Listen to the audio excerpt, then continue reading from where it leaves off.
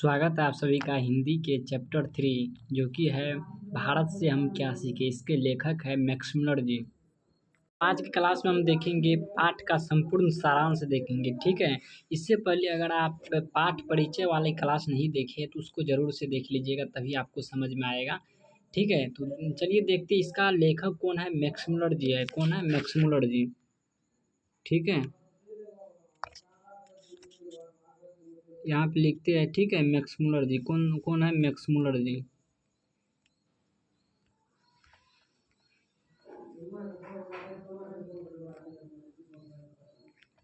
इसका लेखक आपको मैक्समुलर जी, ठीक है। देखिए आपको यहाँ पे देखना है भारत, इसका सारांश है, ठीक है। भारत सर्विद संपदा से परिपूर्ण देश, ठीक है। उसके बाद नीचे है परिपूर्ण देश। भारत जो है ना परिपूर्ण एक देश जो है ना, यहाँ पे क्या लिखा हुआ है?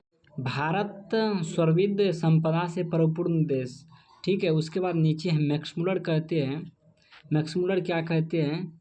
मैक्समुलर कहते हैं कि यदि कोई मुझसे पूछे कि दुनिया में वह कौन सा देश है जो प्राकृतिक सौंदर्य ज्ञान और आत्मीयता क्या है यहाँ पे आपको आध्यात्मिकता है, ठीक है। आध्यात्मिकता से परिपूर्ण है तो मेरा उत्तर होगा भारत ही होगा। मेरा उत्तर क्या होगा? भारत ही होगा। जो लोग प्राकृतिक सुंदरता, प्राचीन प्राचीन इतिहास या जीवन के सच्चे सच्चे अर्थ को समझता है, उन्हें भारत की ओर देखना चाहते हैं, ठीक है। देखिए मैक्समुलर जी यहाँ पे कहना चाहते हैं कि यदि कोई मुझसे पूछे कि इस दुनिया में कौन सा देश है जो है ना प्राकृतिक सौंदर्य ज्ञान और आध्यात्मिकता से परिपूर्ण है, तो वह हम बताएंगे, आपको आंसर उसका देंगे, उत्तर देंगे कि वह देश मेरा भारत है, ठीक है। जो कि जो लोग प्राकृतिक सुंदरता, यहाँ पे प्राकृतिक सुंदरता रहती है, प्राचीन इतिहास या जीवन के सच्चे अर्थ को समझना चाहते हैं, उन्हें भारत की ओर देखना चाहिए। उन्हें क्या देखना चाहिए? भारत की ओर देखना चाहिए। यही आपको मैक्समुलर जी कहना चाहते हैं। उसके बाद नीचे है आपको, नीचे क्या है? देखिए नीचे है आपको यु युवाओं क्या है? युवाओं और नव आगंतुकों के लिए अवसर। लेखक लेखक क्या है? लेखक भारतीय सिविल सेवा ICS में चुने गए अंग्रेज युवाओं को संबोधित करते हुए कहते हैं कि भारत केवल शोधकर्ताओं या इतिहासकारों के लिए नहीं, बल्कि हर क्षेत्र की व्यक्ति के लिए एक आदर्श भूमि है। क्या है? आदर्श भूमि है हमारे देश। भूविज्ञान क्या है? यहाँ पे भूविज्ञान जियोलॉजी, ठीक है, जियोलॉजी। उसके बाद क्या है? जियोलॉजी। यहाँ यहाँ की चट्टानों और भू संरचना का अध्ययन करने के लिए अपार संभावना है। वनस्पति विज्ञान, बोटनी भारत में पेड़ पौधे और जड़ी बूटियाँ की अनगिनत प्रजातियाँ पाई जाती है। जड़ी बूटियाँ की यानी कि अनगिनत प्रजातियाँ पाई जाती है। जीव विज्ञान और भाषा शास्त्र क्या है? जीव विज्ञान और भाषा शास्त्र भाषाओं के विकास क्रम को समझने के लिए भारत से बेहतर कोई जगत नहीं है। यानी कि भारत से बेहतर कोई भी जगत नहीं है, ठीक है। उसके बाद 3 नंबर में आपको क्या है? संस्कृत। यहाँ पे क्या है? इसको ऊपर कर लेते हैं, ठीक है। इसको ऊपर कर लेते हैं तभी आपको समझ में आएगा। देखिए आपको यहाँ पे क्या है, संस्कृत भाषा एवं उनका महत्व। मैक्समुलर के अनुसार संस्कृत केवल एक भाषा नहीं बल्कि दुनिया की कई प्रमुख भाषाओं जैसे कि ग्रीक लैटिन जर्मन एवं अंग्रेजी की जननी या मूल क्या है, कड़ी है। संस्कृत को समझे बिना दुनिया की भाषाओं के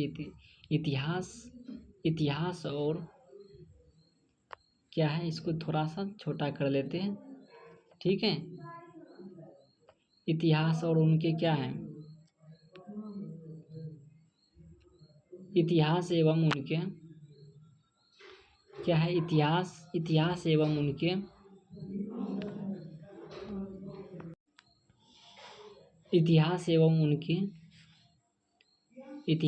उनके विकास क्रम को सही तरीके से समझना असंभव है, ठीक है। उसके बाद आपको 4 नंबर में है धर्म और दर्शन की खान भारत। इसको थोड़ा सा छोटा कर देते हैं, ठीक है, इसको थोड़ा सा छोटा कर देते हैं। देखिए यहाँ पे क्या लिखा हुआ, भारत वेद उपनिषद वैदिक धर्म, जैन धर्म और हिंदू दर्शन की जन्मभूमि है। पश्चिम के लोग मानसिक शांति और जीवन के असली उद्देश्य को भारतीय दर्शन वेदांत माध्यम से समझ सकते हैं।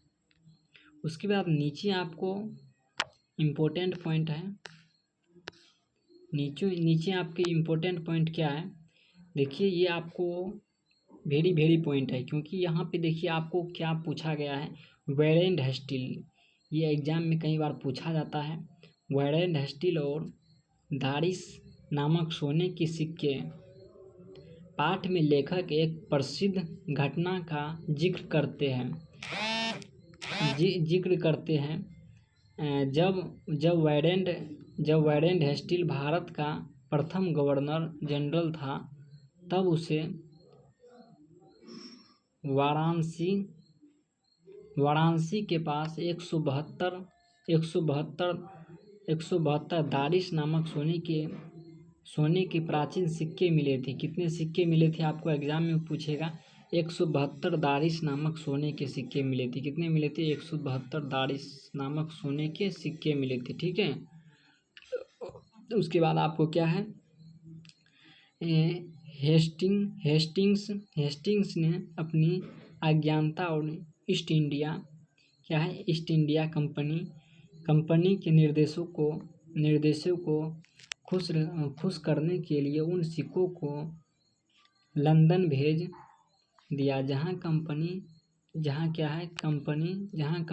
के अधिकारियों ने उनके ऐतिहासिक महत्व को समझे बिना उसको क्या किया, पिघला दिया।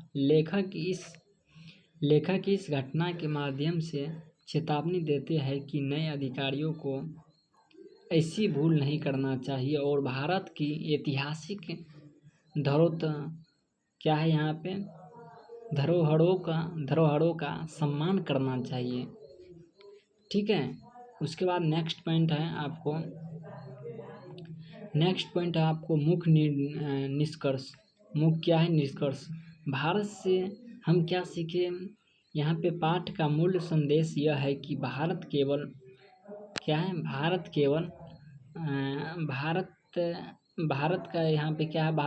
एक भौगोलिक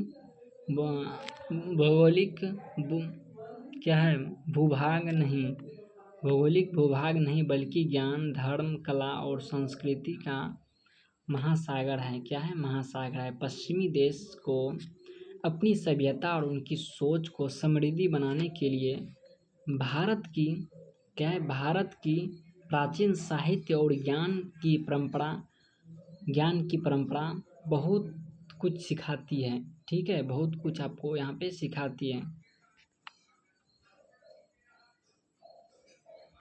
फिर से इसको देख लीजिए। निष्कर्ष में आपको भारत से हम क्या सीखे, पाठ का मुख्य निष्कर्ष जो है संदेश हमको यह देती है कि भारत केवल एक भौगोलिक भूभाग नहीं बल्कि धर्म, कला और सांस्कृतिक महासागर है। पश्चिमी देश को अपनी सभ्यता और सोच की समृद्धि बनाने के लिए भारत की प्राचीन साहित्य और ज्ञान की परंपरा से बहुत कुछ सीखना यानी कि सीखना चाहिए। ठीक है, परंपरा से बहुत कुछ यहाँ से सीखना चाहिए भारत से। ठीक है, तो उम्मीद है कि आप लोग को ये सारांश आप लोग को समझ में आ गया होगा। तो आप लोग चैनल पर पहली बार आए तो चैनल को सब्सक्राइब कर लीजिएगा। मिलते हैं अगले क्लास में, तब तक अपना ख्याल रखिएगा, पढ़ाई करते रहिएगा मस्त।